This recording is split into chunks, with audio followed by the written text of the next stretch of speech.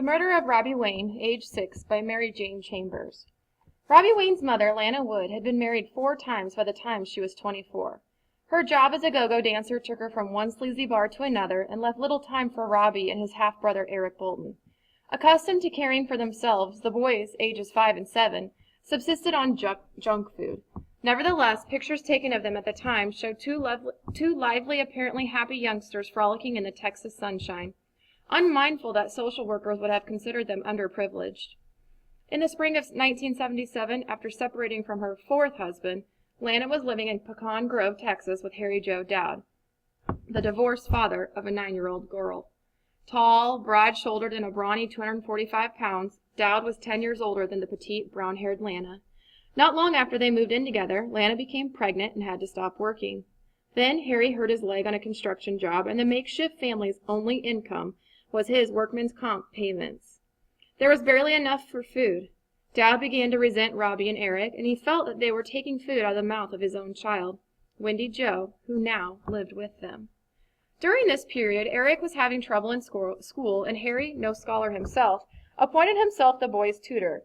Harry Joe was a hard taskmaster, a trait learned from his violent alcoholic father, who often punished him severely to make a man out of him. He forced Eric to study from the time he arrived home until very late at night. When the boy faltered, Dowd shut him in a closet. Some protective maternal instinct in Lana Wood's mind asserted itself, and she decided to send Eric to stay with relatives near Houston. In January 1978, Lana gave birth to her 3rd son. They named him Harry Joe Dowd, Jr. Early in April 1978, with workman's comp running out, the 2 adults and 3 children moved to Big Springs, Texas, where Lana found a job as a waitress. She left their trailer home in mid-afternoon and usually returned around 11 p.m. Harry Joe did not find work. In fact, he did not look very hard for it, claiming that the doctors who declared his leg healed were wrong.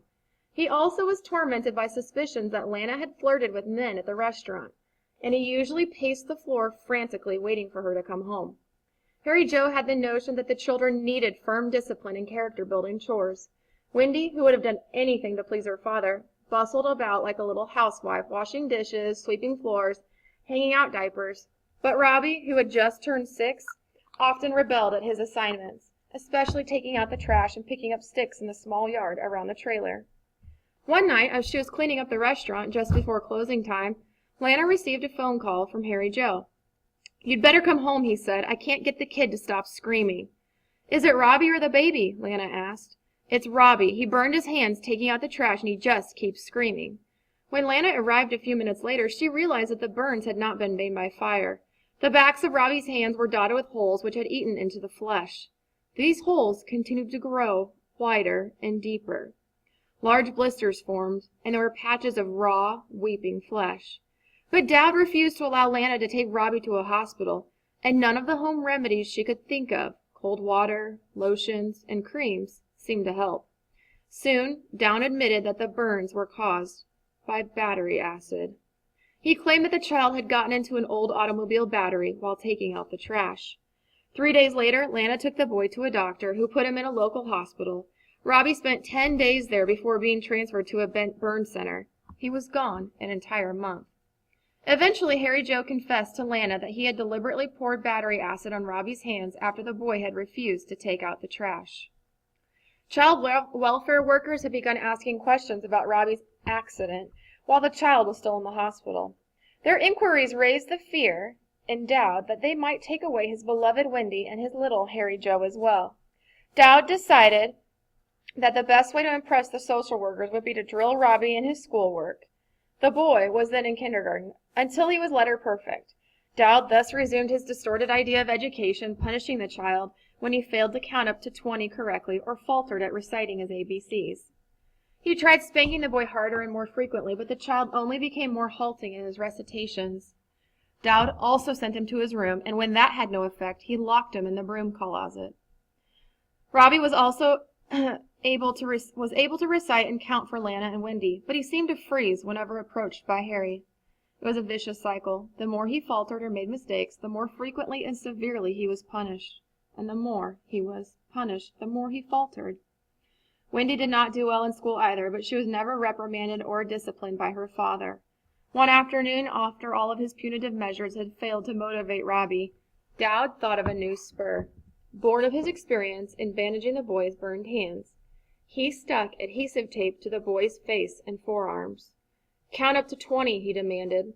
The boy faltered at 9, whereupon Dowd jerked off one of the adhesive strips.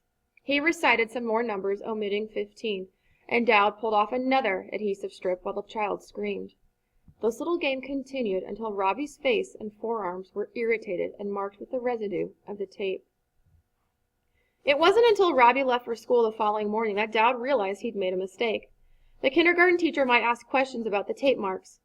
Yet Dowd continued to inflict this punishment until the boy's face and forearms were raw and bleeding.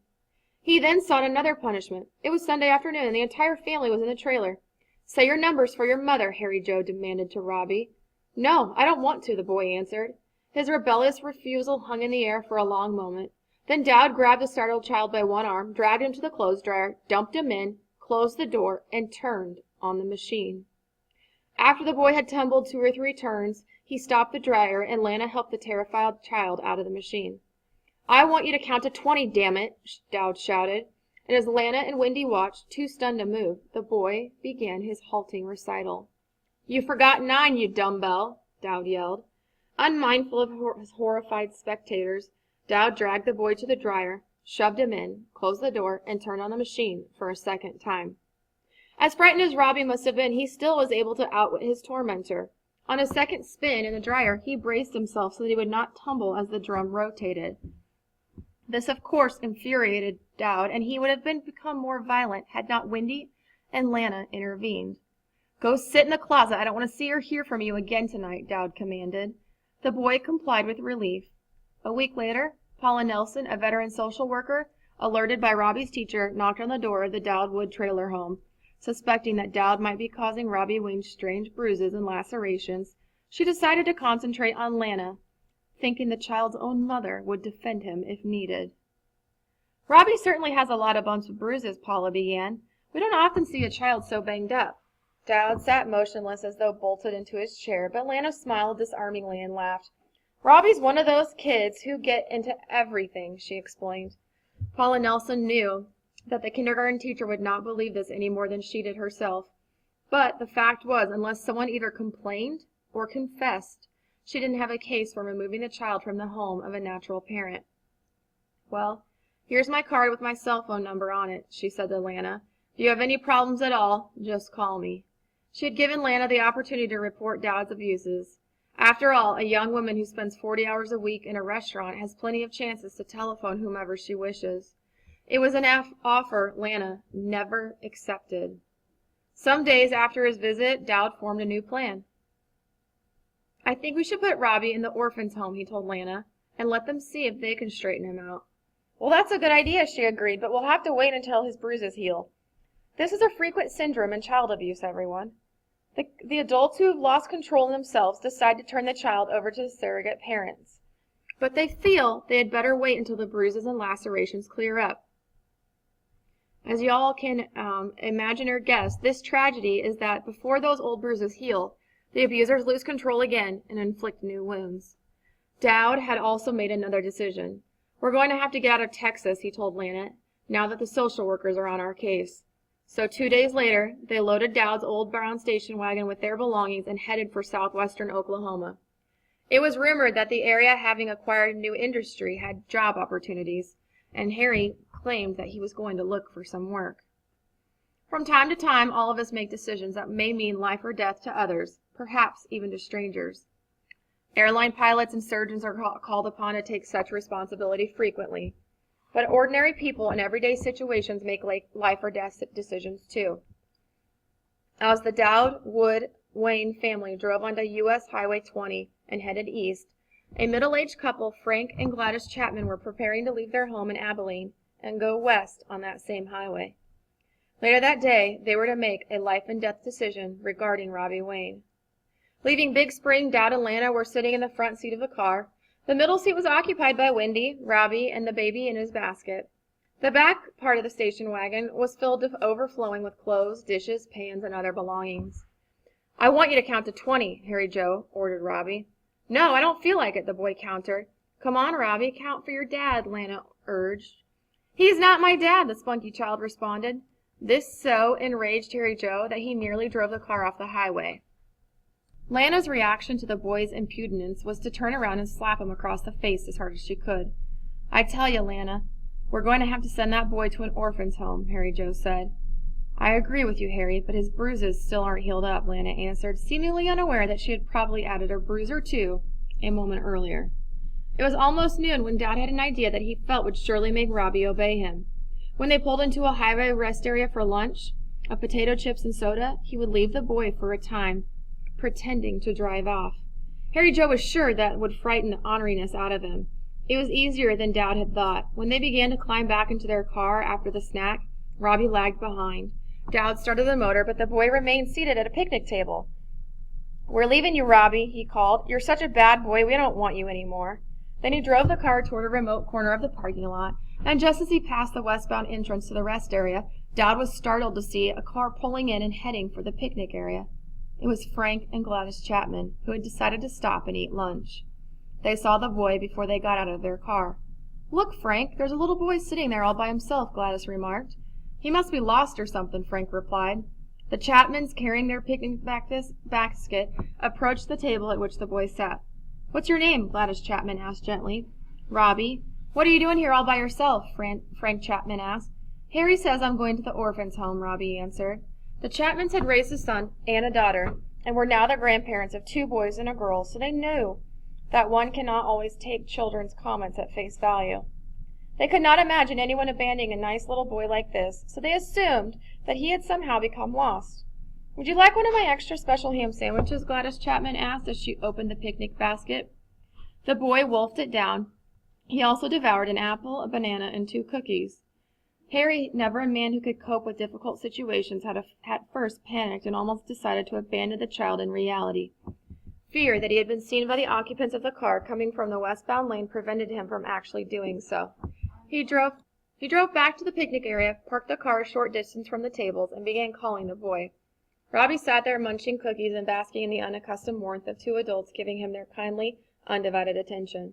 Come on, Robbie, we gotta go, Dad called. Wendy Jo, dispatched by her father, came into view, but the boy remained seated, reluctant to move. Finally, she took the child by the hand and led him back to the car. Gladys Chapman was a very organized woman. Instinctively, she pulled out a pad and jotted down the license number of the car. He sure didn't want to go with him, did he? Frank said. Did you see all the cuts and bruises on that child? What do you think we ought to do? Report it to the police? They pondered the question for nearly half an hour.